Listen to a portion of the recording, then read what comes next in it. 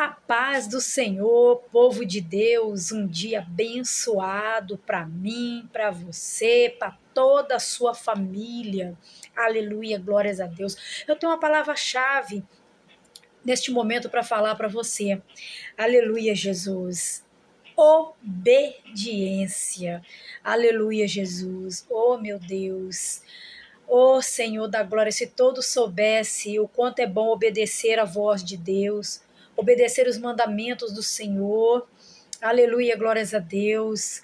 Quando a gente obedece, tudo vai bem. Tudo vai bem. Por mais que esteja complicada a situação, por mais que os seus olhos humanos não vejam uma solução, por mais que você não esteja enxergando diante de você uma porta de escape, mas o Senhor, Ele chama a mim e chama você também à obediência. Olha que palavra linda nessa manhã que o Senhor, colocou, no meu coração. Lindo, lindo, lindo essa palavra, ó. Deuteronômio 5:29. Aleluia. Quem tem a sua Bíblia pode abrir e pode estar aí meditando juntamente conosco. Aleluia. Quem dera que eles tivessem tal coração, que me temessem e que guardasse todos os meus mandamentos, todos os dias, para que bem lhe fosse a ele e a seus filhos, para sempre. A eles e a seus filhos, ou seja, a nós e a nossa geração. Porque, igreja, quando eu obedeço a Deus, quando eu não peco contra Deus, eu não acarreto consequências para cima de mim. Porque se pecarmos contra Deus, aleluia, glórias a Deus, nós sabemos que pecando a gente traz, sobre nós as consequências dos nossos pecados. Aleluia, glórias a Deus. E quando nós obedecermos à voz do Senhor, a gente tende a se afastar do pecado. A gente não peca contra Deus, porque a nossa vida está pautada no Espírito Santo de Deus. Estamos inclinados para o Espírito e não para a carne, porque a carne ela é tendente mesmo a pecar. Agora o Espírito não. O Espírito, ele te controla, o Espírito, ele te instrui, o Espírito fala teu coração que não pode, o Espírito Santo de Deus, ele te alerta das consequências do pecado cometido depois, A lei da semeadura, a gente planta, a gente colhe. Se plantamos o pecado, nós vamos colher o quê? As consequências depois, daquilo que fizemos. Mas se nós obedecermos à voz do Espírito Santo de Deus, a gente vai bem.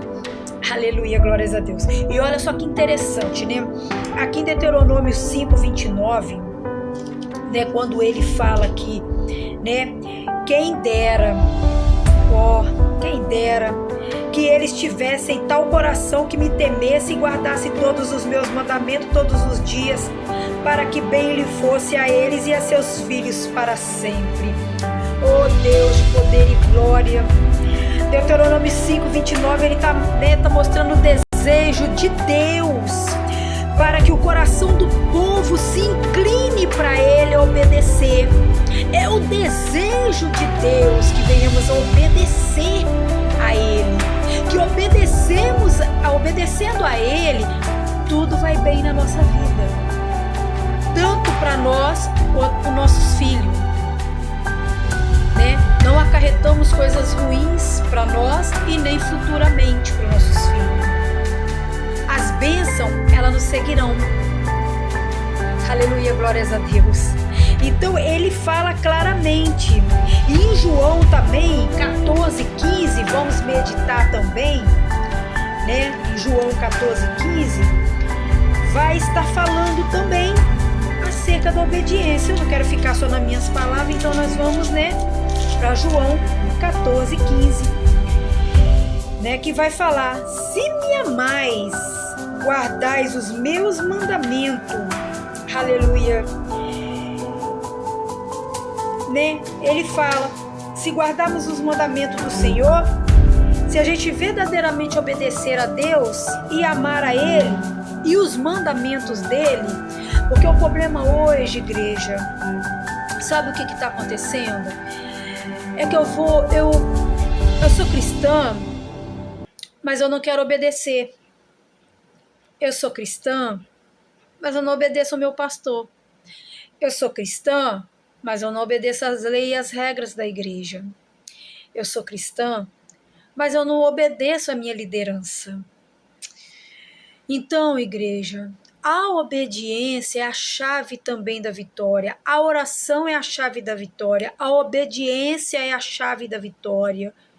Porque se eu não obedecer, igreja, eu não tenho bons resultados na minha vida. E é preciso que a gente obedeça ao Senhor.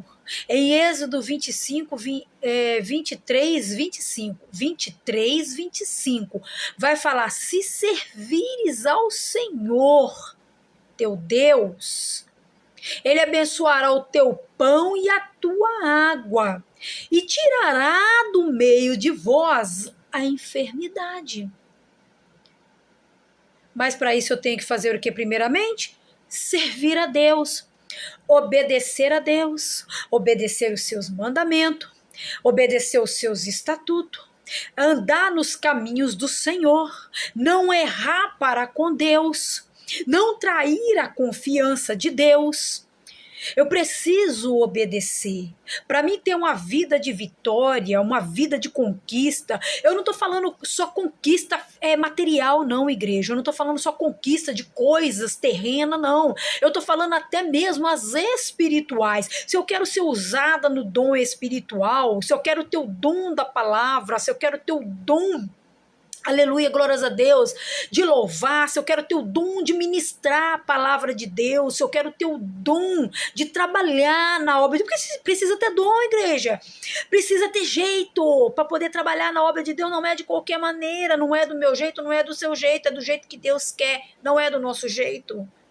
Então a gente precisa servir e obedecer. Servir e obedecer, amar a Deus acima de todas as coisas, acima de tudo e de todos. Só que hoje em dia tá ficando difícil isso aí. A gente tem visto muitos cristãos na caminhada se esmorecendo, se enfraquecendo. Por quê? Porque não está pautada com a vida espiritual em Cristo. Cristo não está sendo o centro da atenção. Ele não está sendo o centro, ele não está sendo o alvo. E precisa ser o alvo da minha e da tua vida, porque Ele é o consumador da nossa salvação. Eu quero fazer as coisas de Deus, mas eu não vou porque eu não tenho tempo. Eu queria fazer a obra de Deus, mas eu não vou porque meu filho não deixa. Meu filho não pode ficar sozinho, meu filho não pode ficar com ninguém, não tem com quem deixar meu filho.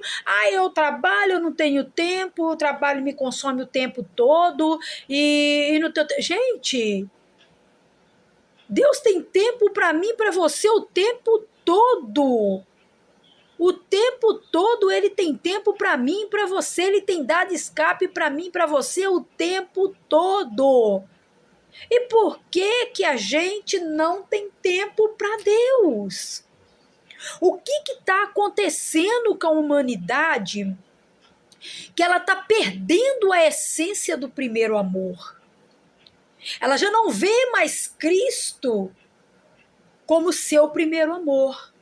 Ela vê o seu trabalho, ela vê o seu filho, ela vê suas preocupações, as coisas que vem acontecendo ao redor dela, preocupação financeira, preocupação com o vizinho, preocupação com família, preocupação. Então ela está tirando o foco, que é Jesus, e botando lá para trás. E colocando no centro da sua atenção os seus problemas.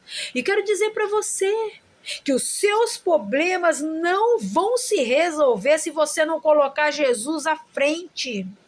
Se você não colocar Jesus como a sua prioridade. Êxodo 23, 25 vai falar claramente: se servires ao Senhor, seu Deus. Aleluia, glórias a Deus. Primeiro eu sirvo a Jesus, depois as demais coisas. Portanto, a palavra de Deus, eu gosto dessa palavra, gente, ó. Eu gosto muito. Que fala: primeiro buscai o reino dos céus, a sua justiça, para as demais coisas ser acrescentada. Quando eu busco o reino dos céus para dentro de mim, eu busco um autocontrole na minha vida espiritual.